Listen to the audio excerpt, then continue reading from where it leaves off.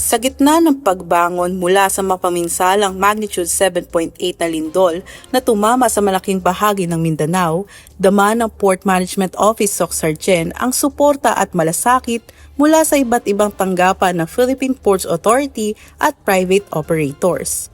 Isa sa mga natanggap ng PMO Soc.Sargen ang mahigit 1,300 na sako ng bigas mula sa International Container Terminal Services Incorporated o ICTSI sa pamamagitan ng South Cotabato Integrated Port Services, ang cargo handling operator ng Port of General Santos.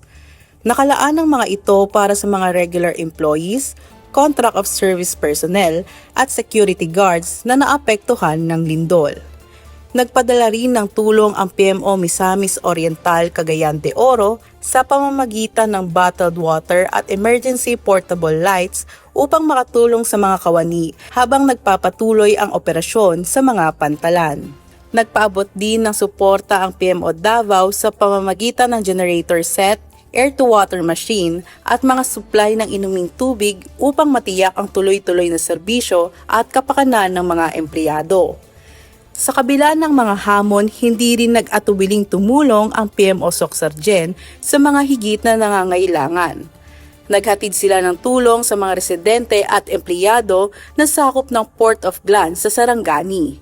Namahagi sila ng mga ready-to-eat food packs, bigas, delatang pagkain, noodles at inuming tubig sa mga residenteng naapektuhan ng lindol.